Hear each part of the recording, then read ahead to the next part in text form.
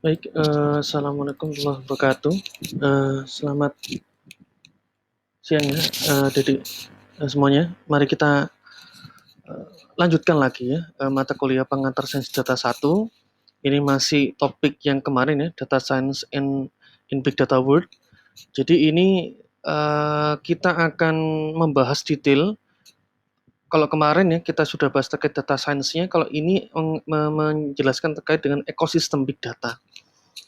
Nah, karena ini dua hal yang berbeda Dede ya. Jadi kalau data science itu mempelajari metode-metodenya, pendekatannya, ya pendekatan machine learning, statistik, ya matematiknya untuk mensolve data kita, ya problem dari data kita. Tapi kalau ekosistem big data itu kaitannya adalah bagaimana nanti kita itu membuat sebuah wadah, ya, membuat sebuah tempat, ya, yang nanti itu memang sebenarnya tugasnya data engineer ya, bukan data scientist, tapi perlu diketahui oleh data scientist, di mana pekerjaan ini cukup kompleks sih, mulai dari dia harus mengumpulkan dataset dari berbagai macam sumber ya, lalu bagaimana memilah dan memilihnya, lalu bagaimana menjaga data itu agar tetap bisa eksis, tetap aman diakses oleh siapapun ya.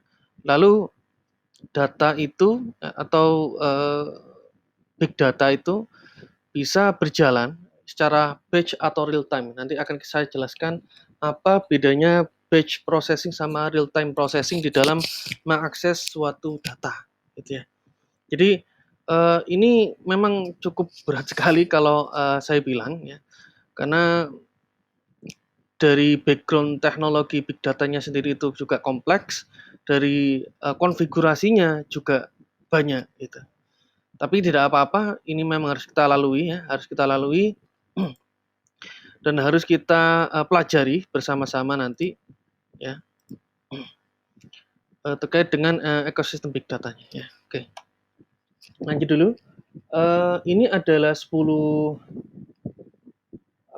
sub ya yang akan kita bahas terkait dengan ekosistem big data, yang di dalamnya ada nanti distributed file system, distributed programming framework, data integration framework, machine learning framework, NoSQL database, ya, scheduling, benchmark, system deployment, service bagaimana security.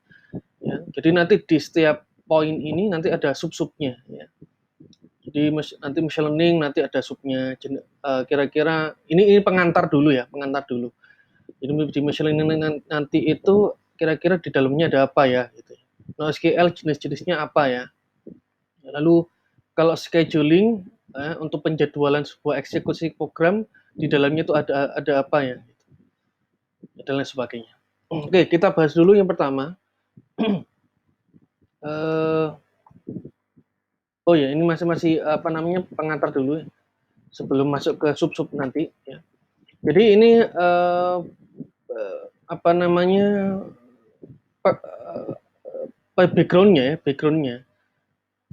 banyak sekali ada dia pilihan dari big data tools ya, big data tools dan framework ya.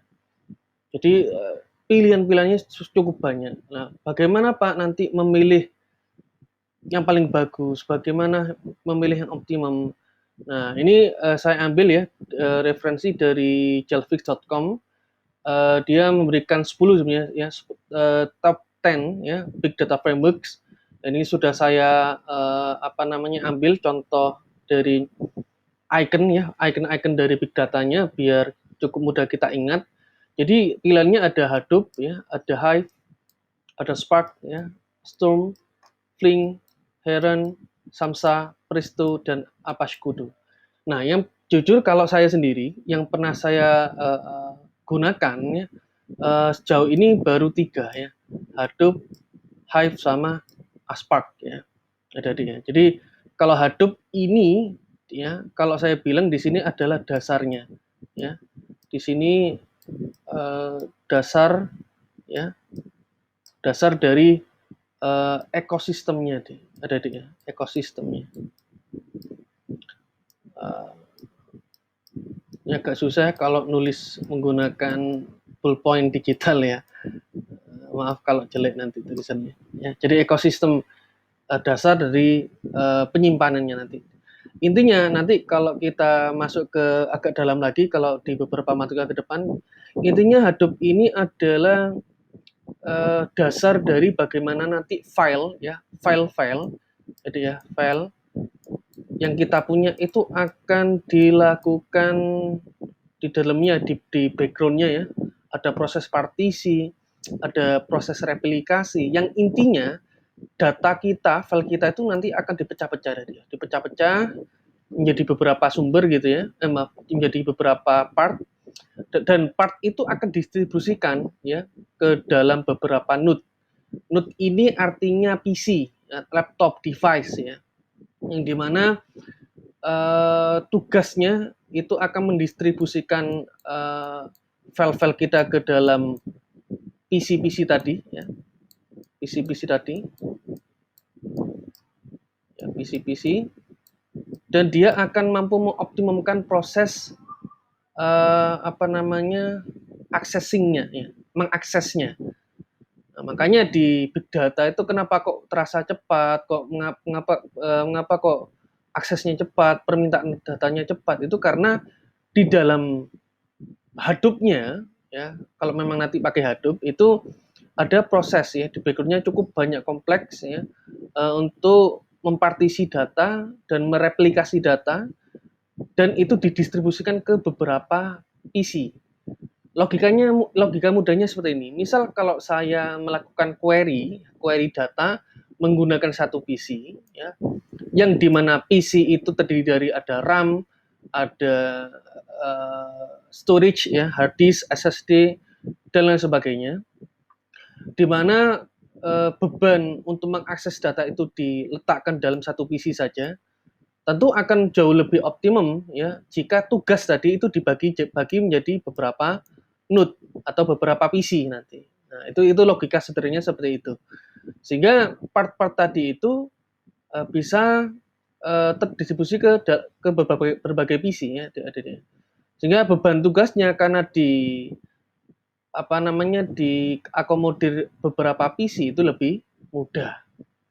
Nah, memang kita harus menyediakan resource-nya, PC-nya, ya, dan beberapa nanti konfigurasi, ya, di mana konfigurasi itu memang harus bisa bekerja, ya, berjalan dengan sukses, ya, agar ya data itu bisa terdistribusi, gitu. Ya, itu mengapa Hadoop itu nanti sebagai ekosistem big data yang paling mudah, ya, big data yang paling mudah implementasinya itu bekerja dengan baik. Lalu di Hive, ya, ini ada Hive. Hive itu tuh apa, Pak? Nah, Hive itu semacam query, ya. Jadi ini adalah sebuah ekosistem untuk query. Jadi versi lain dari SQL ada dia, versi lain dari SQL sama sintaksnya. Kemarin ya kita belajar select bintang from mana itu, select bintang from database dosen ya, atau select nama dosen bintang from database atau tabel dosen gitu ya. Nah, ini sama adik-adik ya. Tujuannya untuk mendapatkan data, memperoleh data. Tapi yang membedakan adalah infrastrukturnya atau ekosistemnya yang membedakan. Ya. Jadi kalau Hive ini didesain untuk big data, kalau SQL tidak. Ya. MySQL itu didesain untuk database relasional. Jadi kalau dipaksakan untuk ke dalam big data susah, ya, tidak bisa. Jadi kalau SQL untuk data transaksional yang tujuannya hanya untuk menyimpan, lalu kalau yang Hadoop dan Hive ini tujuannya untuk big data. Nah, apa bedanya? Bedanya nanti bisa buat untuk komputasi, ya, untuk analitik, untuk machine learning ya, itu bisa diakomodir oleh Hadoop dan Hive, gitu ya. Jadi kalau SQL dipaksakan untuk untuk analitik dan komputasi, berat sekali. Karena ini sudah pernah saya lakukan untuk MySQL sendiri, ya, itu berat sekali dan lama sekali prosesnya. Lalu di Apache Spark ya, ini ada apa namanya, salah satu yang mereka berikan layanannya itu untuk machine learning ya. Jadi namanya MLLib ya, Machine Learning Library yang diberikan oleh Apache Spark, difasilitasi Apache Spark. Nanti adik belajar di situ bisa menggunakan machine learning library-nya si Spark. Dan ini ada dia antara Hadoop, Hive, sama Spark ini bisa bekerja sama ya. Bisa bekerja sama ketiga-tiganya, saling mendukung gitu ya. Nah, inilah yang membedakan. Lalu Apache Storm ini beda lagi, ini untuk framework ya, untuk Twitter. Jadi Twitter itu menggunakan Apache Storm, di mana semuanya ini ada pipeline-nya. Ya, pipeline itu seperti pipa, ya jadi pipa kerja lah ya, pipa kerja yang dimana di dalamnya itu banyak sekali runtutan ya, proses-proses, part of process gitu ya, yang bisa mengakomodir untuk data real time ya, real time. Makanya adik kalau mengakses Twitter itu sangat mudah sekali ya, tidak berat prosesnya, karena di situ memang sudah didesain untuk data yang besar gitu ya, data yang real time. Kalau Twitter menggunakan MySQL, waduh, jelas akan lama sekali. Saya tidak tahu berapa lama prosesnya. Apalagi permintaan query-nya begitu besar ya, dan bukan didesain untuk mengatasi data Twitter yang apalagi semacam tweet ya, yang tweetannya itu per jam per detik itu cukup besar sekali, maka tidak bisa. Lalu yang lain ya, ada Flink ya, ada Heron. Nah, ini jujur saja kalau saya sendiri masih perlu explore lebih dalam lagi ya, Dede ya. Tapi yang pasti dari 10 ini adalah opsi ya, opsi dari big data framework. Jadi bisa bekerja independen, bisa bekerja saling support di antara keduanya atau ketiganya, ya, atau bekerja secara mandiri sendiri-sendiri. Tergantung nanti fitur, karena nanti yang kita lihat di situ fitur, ya fiturnya, apakah lengkap gitu ya fiturnya, apa lengkap semuanya, belum tahu ya. Jadi harus secara by eksperimen harus dicoba semuanya. Dan setiap di antara kedua ini memang masing-masing ada kelebihan dan kekurangannya. Ya. Oke, lanjut. Nah, ini ada nanti bisa dilihat ya dari bukunya Pak. Maaf, nanti bisa dilihat ya dari bukunya Pak siapa itu? Devi ya, Introducing Data Science, Big Data, Machine Learning, and More Using Python Tools. Silakan dibaca kembali lebih dalam. Yang pasti di situ ada ada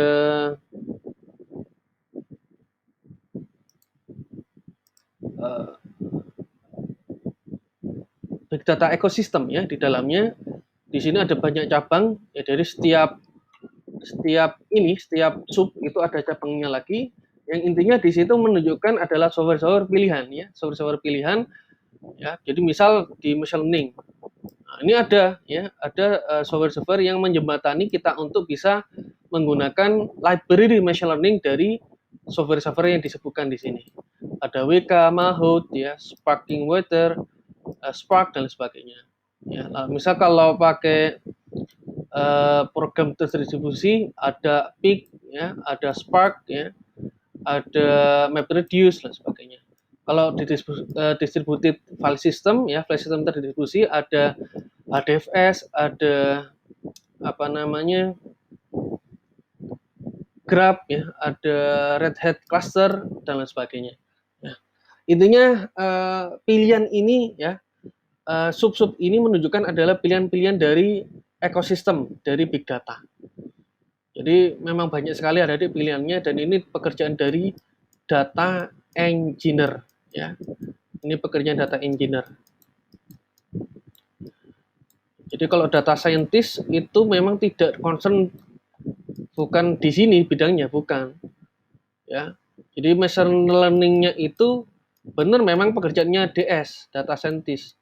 Tapi untuk mengimplementasikan ruang kerjanya, ruang ekosistemnya ini pekerjaan data engineer semua. Jadi DSN nanti memikirkan insight-nya, ya, insight, ya, insight-nya, bukan terkait dengan ekosistemnya ini, tidak. Jadi data engineer nanti ada sendiri tugasnya. Oke, ya. Pertama, ya, kita bahas dulu yang distributed file system, ya. Distributed file system yang pernah saya gunakan itu baru Hadoop file system, ada di HDFS. Jadi di sini nanti tugas si Hadoop file system ini adalah memecah, ya, dari besarnya, ya, data-data megabyte. Nanti memang satuannya dia megabyte, ya. Misal kita punya gigabyte, nanti akan dipecah-pecah sama si Hadoop file system untuk menjadi beberapa part dari megabyte. Sehingga nanti distribusi file itu lebih mudah dicacah dan lebih mudah untuk diloadkan ke dalam sumber data lainnya, ya, sumber data lainnya diloadkan, ya, ada proses load nanti. Ya, intinya tahap pertama ini distributed file system di sini adalah ketika adik-adik punya file, ya, dan file ini akan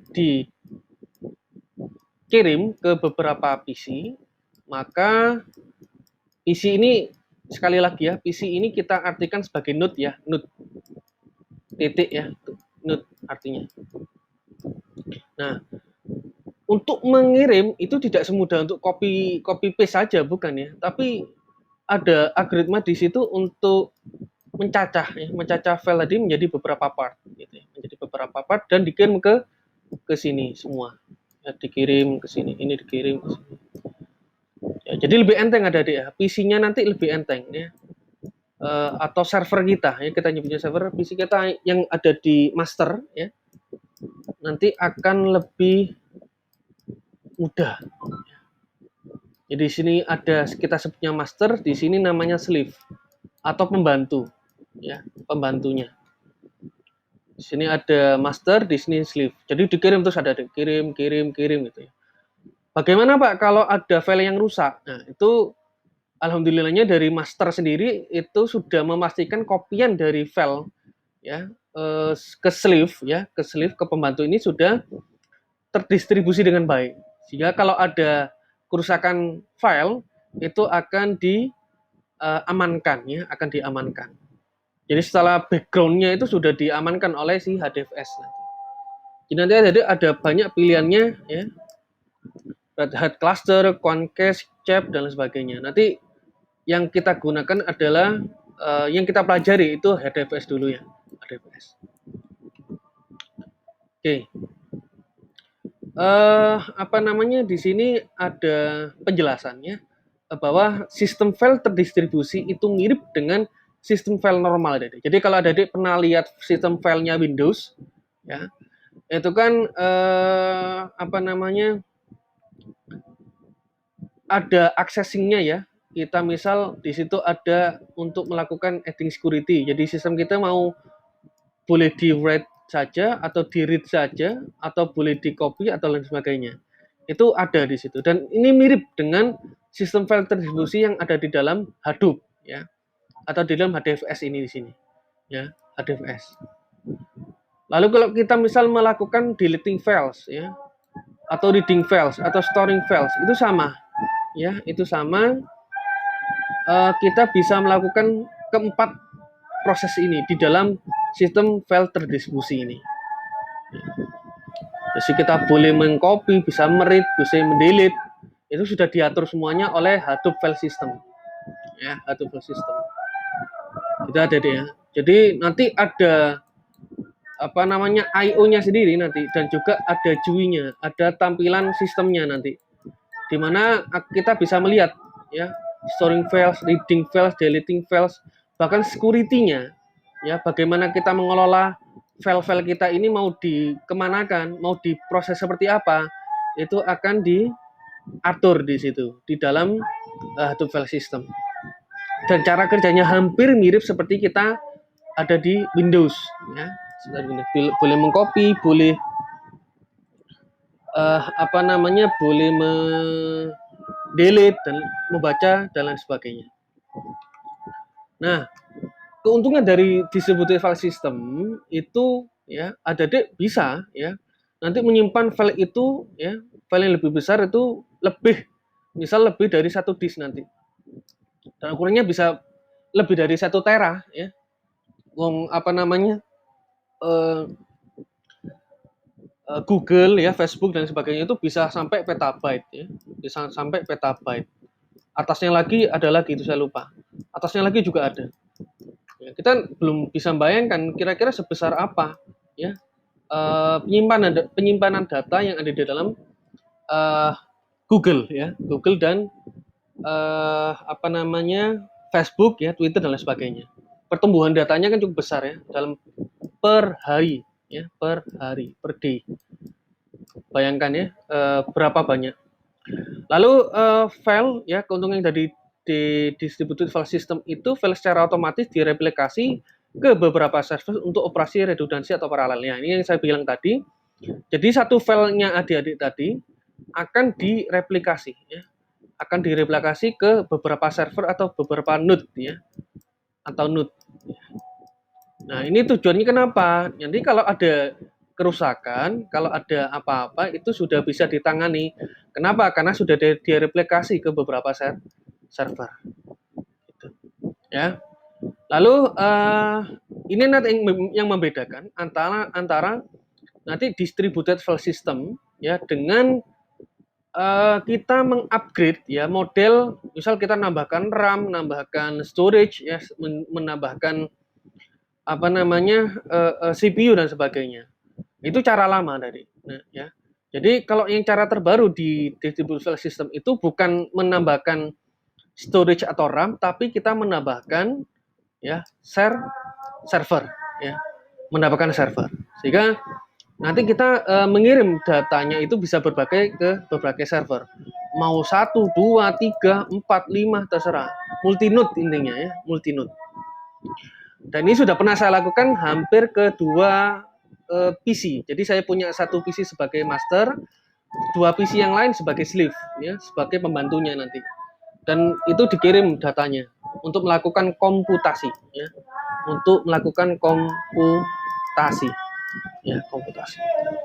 Oke, kita lanjut ya. Ini adalah improvisasi dari peningkatan performance ya, adik ya. Kita nyebutkan performa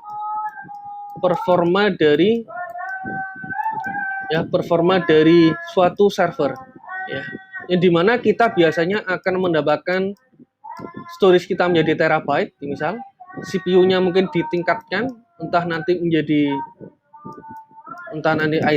atau i9 ya, dan sebagainya. Lalu RAM-nya misal kita kombinasi 8+2 atau 8+8 RAM-nya 8 GB misal ya, dan lain sebagainya. Ini adalah cara lama tadi. Jadi sistem mode lama. Kita bisa bayangkan ya, kan CPU juga terbatas ya peningkatannya ya. Misal generasinya sekarang misalnya i9 gitu. Apakah ada yang lebih dari itu? Kita kan masih nunggu ya. Kita masih nunggu agar peningkatannya lebih dari itu. Ya, kita masih menunggu, tidak tahu sampai kapan itu. Ya. Lalu RAM memangnya dia supportnya berapa kombinasinya? Misal dia punya 2 slot, apakah 8+8 itu nanti jumlahnya 16 GB atau nanti 16 GB plus 16 GB jadi 32? Apakah ada? Apakah support? Apakah juga ada yang 64+64 jadinya 128? Apakah ada? Kita juga belum tahu apakah support atau tidak PC ini. Maka keterbatasan itu, penskalaan, kita nyebutnya scaling ya, itu terbatas sekali ya, adik-adik. Terbatas sekali. Sehingga ya, penyimpanan model lama seperti ini, sistem model lama seperti ini tidak bisa menjanjikan ya dengan tingginya teknologi, tetapi servernya apakah mampu itu belum tahu ya, kita belum tahu. Kita harus juga melihat supporting sistem yang ada di dalam satu server tadi ya. Oke, yang kedua, Nah, ini adalah sistem mode terkini ya. Kita nyebutnya horizontal scaling, di mana kita peningkatannya upscalingnya bukan menggunakan vertical scaling tapi horizontal scaling. Artinya kita memperbanyak node ya, memperbanyak node, bukan memperbanyak RAM, bukan memperbanyak CPU ya, mengupgrade CPU bukan, tetapi kita lebih menekankan penambahan node ya. Ada node 1, node 2, node 3, node 4. Jadi 4 ini sleeve-nya ya, 4 ini sleeve-nya. Satunya ini adalah master ya. Ini masternya. Nah, ini yang membedakan ADD ya. Horizontal scaling itu seperti itu. Sehingga mode penskalaannya tidak terbatas, ya, tidak terbatas. Mau berapapun node-nya itu akan bisa diwadahi gitu. Cuman memang kelemahannya ya kita harus melakukan konfigurasi nanti. Ya, konfigur ya ke empat-empatnya terhadap satu master ini. Ya, ini memang effortnya di konfigurasi dan memastikan bahwa job ya, nanti istilahnya job pekerjaan itu atau task ya, itu bisa berjalan dengan lancar ya, berjalan dengan lancar. Oke. Lanjut ya. Jadi ini pilihannya ada Hadoop ya, ada Chef file system, Red Hat, ada Techion file system. Yang intinya kelimanya atau contoh-contoh yang lain itu untuk mensupport ya, untuk mensupport distribusi file system ya, file sistem terdistribusi. Nah, nanti cuman yang akan saya kenalkan kemungkinan ini dulu ya, ada file system. Karena membahas ini dulu saja akan bercabang adik-adik ke beberapa service yang lainnya ya. Ini cukup banyak sekali ya, cukup banyak sekali. Oke, yang tadi distributed file system, ini distributed programming. Apa Pak bedanya? Keywordnya di sini. Kalau tadi distributed file system, kalau ini distributed programming. Jadi di sini adalah algoritma bahasa pemrograman ya, yang didesain ya, yang didesain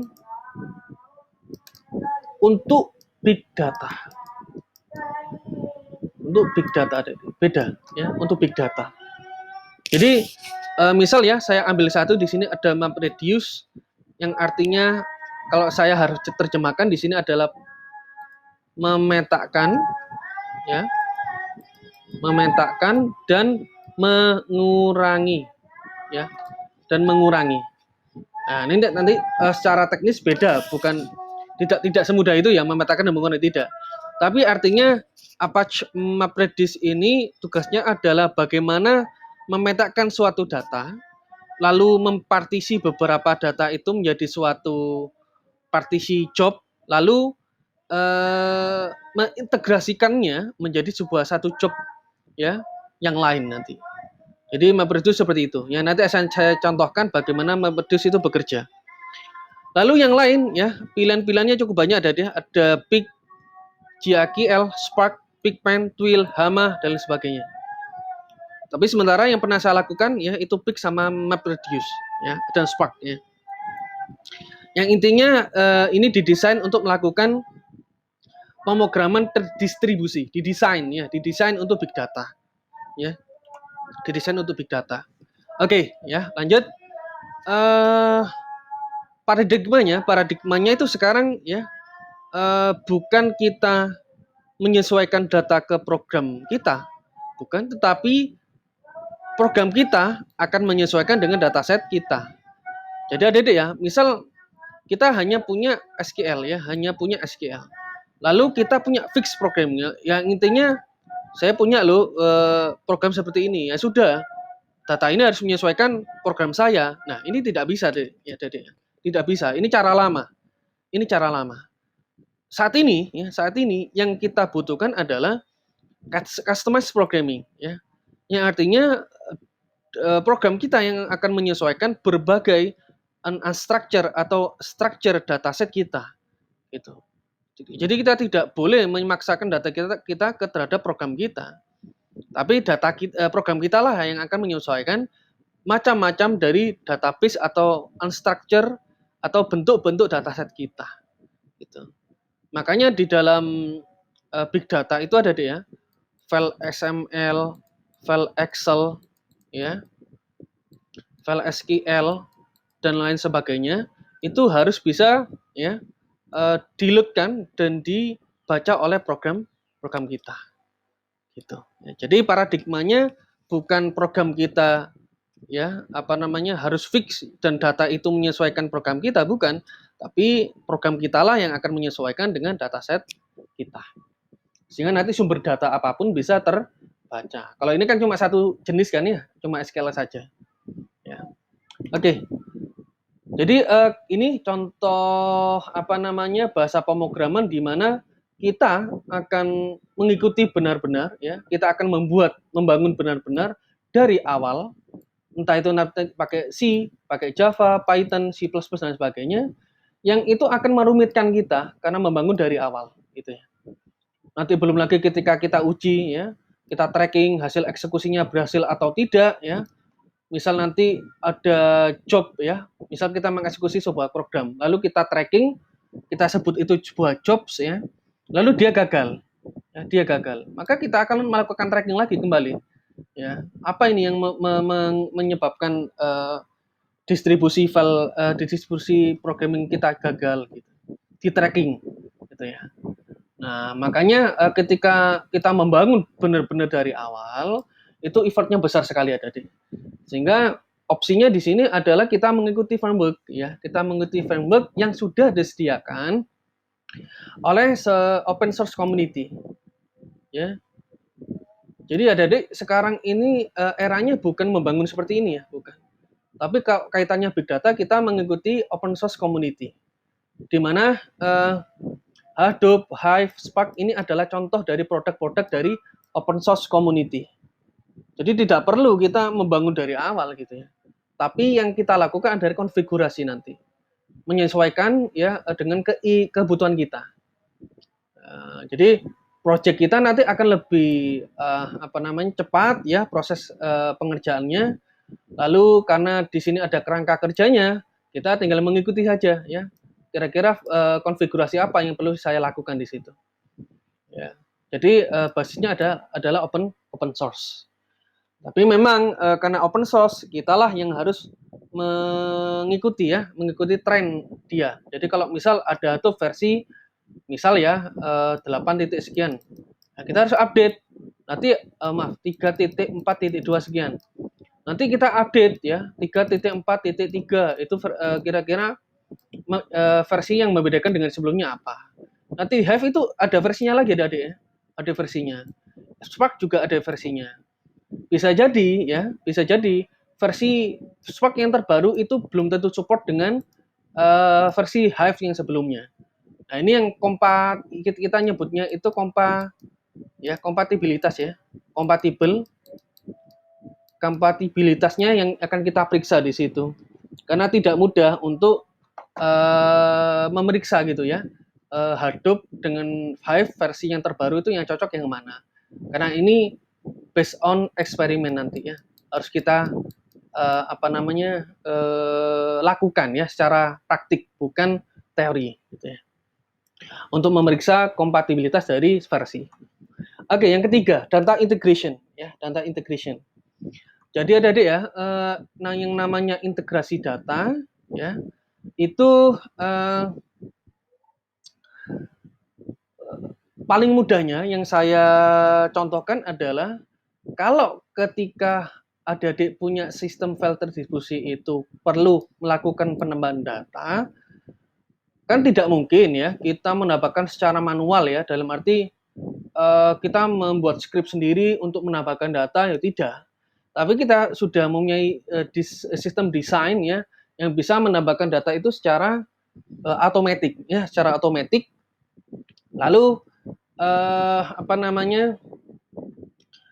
ketika kita mendapatkan data itu dalam sebuah sistem gitu ya, GUI, nanti kita mendapatkan data add. Nah, disinilah data itu mungkin bisa kita ambil dari sumber yang berbeda ya, sumber lain, Lalu kita kirim datanya ke dalam file terbaru kita. Nah, maka di sini adalah ada penyedia framework untuk melakukan integrasi data. Nah, melakukan integrasi data ini ada beberapa pilihannya, ada Flam, ada Scoop, ya. Adik sekarang untuk saat ini cukup untuk mengetahui dulu saja, pilihan-pilihan dari framework untuk integrasi data, dan tadi yang saya ceritakan ya di distributed programming framework dan juga distributed file system ya, diketahui dulu saja ya, karena memang praktiknya belum sekarang memang ya, untuk mendalami ini di beberapa semester berikutnya nanti. Nah, yang intinya integrasi data ini kita akan melakukan bagaimana nanti ada sebuah sumber data ya, sumber data itu akan mengirim ke sumber data yang lain. Ya. Lalu nanti ada sumber data lain juga yang akan mengirim ke sumber data yang lain. Nah, ini ada perantaranya, Adik ya, yang namanya Flam sama Scoop. Ya. Yang dimana ini paling umumnya ada 3 proses, yang artinya ya, yang kita sebutnya itu ETL, Extract Transform Load ya, Extract Transform Load, yang dimana kita akan melakukan gathering data dulu, yang namanya extract itu gathering data. Jadi kita melakukan gathering data dari sumber A, misal kita kirim ke B atau C di sini ya, C ini B. Lalu ketika di dalam C ini ya akan dilakukan pemilihan kolom ya, atau lakukan standarisasi ya, standarisasi dari value kolom baris dari data kita yang misal di sini namanya name ya, di sini name, di sini nama. Ini kan tidak match ya, sehingga harus kita standarisasi namanya, bahwa yang di sini name, misal di sini name 1 gitu ya, maka yang di sini harus diintegrasikan bahwa di sini nama kolomnya adalah nama gitu. Maka di sini transform adalah menstandarisasi kolom, penamaan kolom tadi.